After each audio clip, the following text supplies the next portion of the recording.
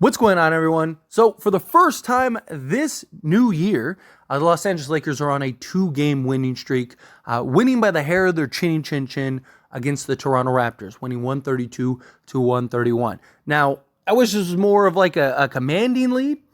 Did think that there was some good. Obviously, there were some bad. Whenever you allow a team to shoot 56% from the field and 49% from three, yeah, probably you're going to lose more of those games than you're going to win. I did love that the Lakers were sharing, moving the basketball, 34 assists. Talk about it all the time. Whenever the Lakers get over 30 assists, they win those games. They win all of them, right? Whenever the Lakers have 6-7 guys in double figures, which this game, all 5 starters were in double figures, which is amazing. That's what you want to see. Then you had 2 bench players, D'Angelo Russell and Christian Wood, who are in double figures. These are the type of games that the Lakers are going to win more times than not. They got to lock down and do a better job defensively. Toronto, in a lot of ways, was kind of willing to trade 2s for 3s. And turnovers, 15 turnovers. I still want to see the Lakers do a better job in that regard. But again, got to take the good with the bad. I will take the wins where they come regardless. I love that we saw multiple guys really step up and have good games. I've talked about this heavily, that Anthony Davis and LeBron James constantly contributing for 50% of your points, rebounds, and assists every single game, and more times than not, looking like they're basically playing 2-on-5 out there. You're not going to win very many of those games. But when you have these games where it's like, you're getting good bench production. Christian Wood was fantastic once again. I made an entire video talking about how Christian Wood needs to be in the rotation. There is no reason Christian Wood shouldn't be getting at least around 20 minutes a game. This guy has been excellent for us. I'm not saying he's going to be just this good every game. There's going to be good games. There's going to be bad games. But he has been very good, very consistent for the inconsistencies that he has gotten on the basketball court, as well as the minutes and even the role that he's kind of played in. But 14 points, 4 rebounds, 1 assist, also giving you 1 steal, 1 block in 24 minutes, 50% from the field, 50% from 3. I love seeing that. Then you had guys, Max Christie stepping up big off the bench, right? 18 minutes, giving you 6 points, going 2 of 2 from the field, 4 rebounds, 2 assists. I didn't really like him closing at the end of the game, right? You saw a couple hiccups like that Scotty Barnes defensive play, right? It's just the 20-year-old just doesn't have the understanding and just the veteranness yet, right? Him easily could have given up that and one, and it could have ended in total disaster for the Lakers. But 18 minutes, I thought he was solid, going perfect from the field. I am not saying he shouldn't be in the rotation or anything like that. I do like him in that minimal role, that like 15 to 18 minutes, just kind of coming in, chipping in, playing both sides of the basketball. Give us like that just heavy, here just put all your energy into like this 15 minutes of play type thing. That's what I really like to see. And then D'Lo continues to play well in limited role. I mean, he can't crack more than like 15 minutes a game. I mean, he got 17, but he's basically been averaging about 15 to 17 a game since moving to the bench, which I think is really interesting, which to me really does signal he is very likely out the door. But in limited minutes, he keeps providing off the bench. 11 points, 1 rebound, 5 assists, 4 of 8 from the field, 2 of 6 from 3. He's a guy that, look, the Lakers have not won a game when he's out. They literally have not won a game when he's out, but they're 2-0 since his return. I love seeing stuff like that. Those are the kind of things that you want from your bench and just overall production. Now, Anthony Davis continues to just be... Anthony Davis needs to be in the MVP conversation. I don't think he's going to win MVP this year, but it would be a disservice to not have him in the conversation. The guy has been one of the best players on the planet on both sides of the basketball. He's winning Defensive Player of the Year this year. The guy has been unbelievable. Chipped in with another 41 points, 11 rebounds, 6 assists, 1 block. I mean, guy's doing everything. Hitting clutch free throws down the stretch, 13 of 14 from that regard, 2 of 2 from 3. His shot continues to fall. I mean, he's playing the best basketball he's played since the bubble. Hands down. LeBron James continues to impress.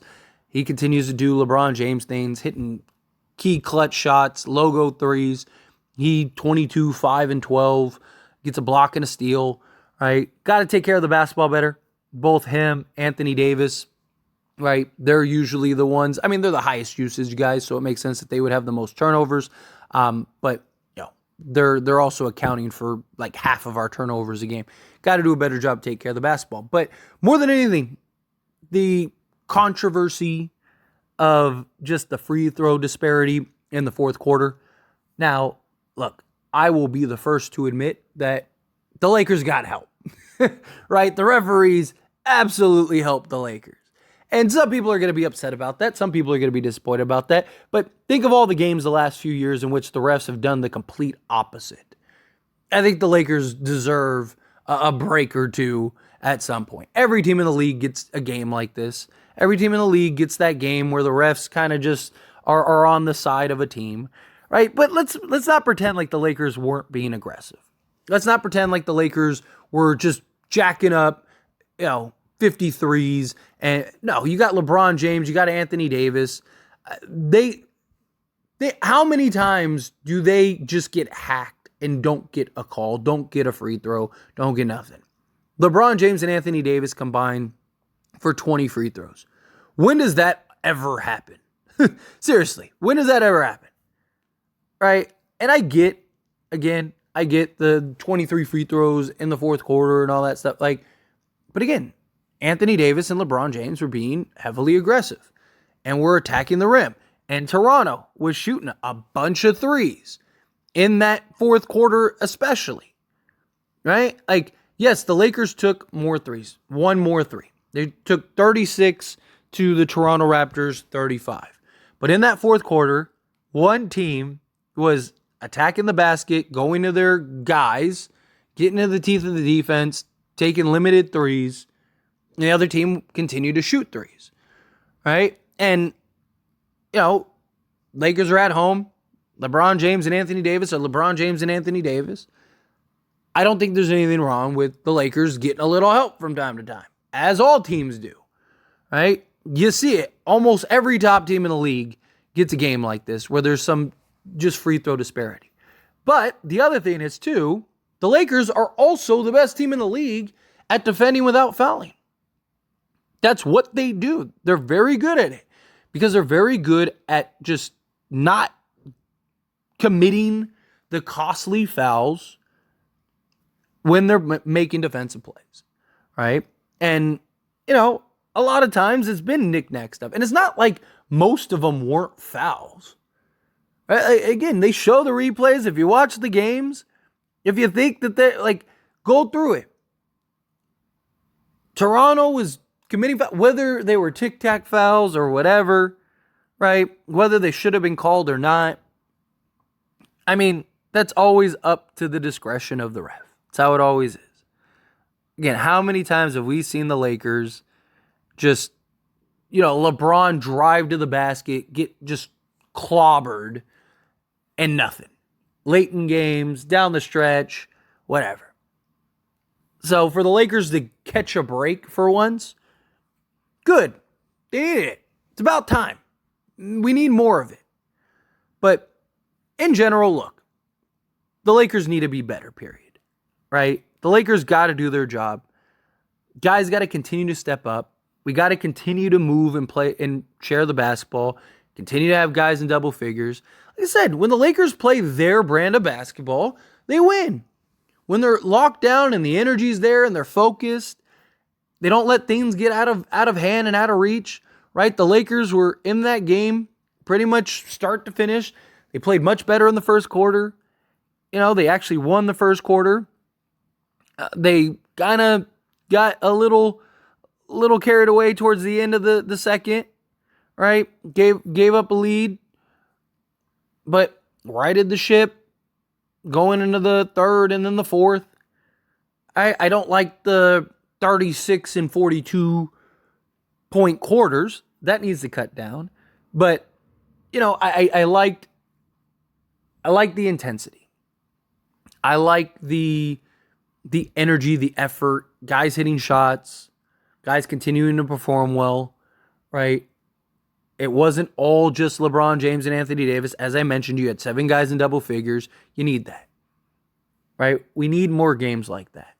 We need other guys to step up.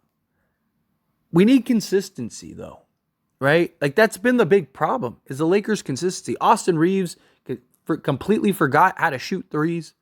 Another terrible three-point shooting night, 1 of 6 from 3. He's had stretches where he's been okay, but for the most part, pretty much all season, Austin Reaves' three-point shot has just been rough. If he could just get his three-point shot to finally come around, I mean, he'd probably average 17 a game. I mean, seriously.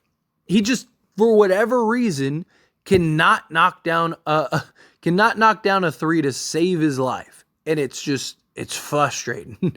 It really is. It's frustrating. Because I think he's a better shooter than that. I really do. I think he's a better shooter than what he's performed and played as. But he just has to work so hard for his shots, you know? When his three ball isn't shooting, or isn't falling, they were totally comfortable just letting Reaves take wide open shots. Reaves had several just like wide open threes. And on top of that,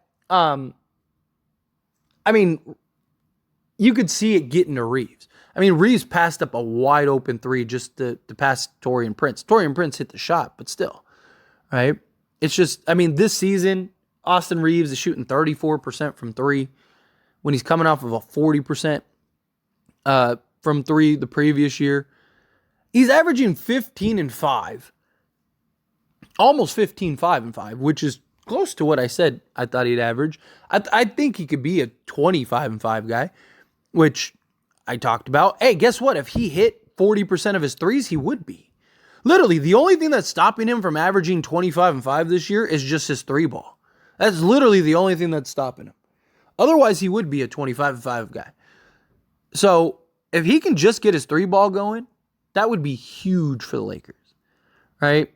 But again, it's effort, it's intensity, it's locking down, it's focusing, it's doing the things that you need to do to win games. The Lakers are good enough to beat anybody. Lakers are good enough to win a lot of games, right? Yes, did the Lakers get help in this game? Yes, they did. Of course they did. Again, it's about time. But can the Lakers just consistently put out this effort? Night in and night out. Again, you're going to have the bad game. You're going to have, you're going to have your moments. There's nothing wrong with that. All teams have them. But it just seems like the one thing that the Lakers lack is that just effort at times. And that intensity and that like sense of urgency. Lakers aren't out of the woods yet. They're still like 4 games out of a playoff spot. They're in the play-in, but the idea wasn't to be a play-in team this year. The idea was to be a contending team and at bare minimum in the top 6, bare minimum be a team that doesn't have to go through the play-in. And the Lakers, unless they figure it out and get consistent and start winning games, that's where they're going to be at. The Lakers right now are still the 10th seed. They're half a game out of 8th, right?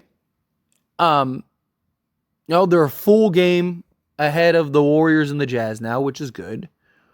But, man, it's like, if the Lakers don't right the ship here, and they still need a break from some of these other teams, right? They still need somebody, whether it's the Kings, the Pelicans. I don't think unless the Clippers, have some like strain of injuries or something, I don't see the Clippers collapse. Clippers have been playing really good basketball. So unless the Kings or the Pelicans just take a dump, obviously the Lakers make a trade or something. I don't know. It's a tough spot to be in. Because like I said, they're 3.5 games out of 6th behind the Pelicans, 4 games out of 5th. So they're not that far. They're only 5 games out of 3rd, which even that is not impossible to catch up on. But I don't know. Lakers dug themselves into a hole and they need to dig themselves out. But the problem is they're going to need help from other teams too.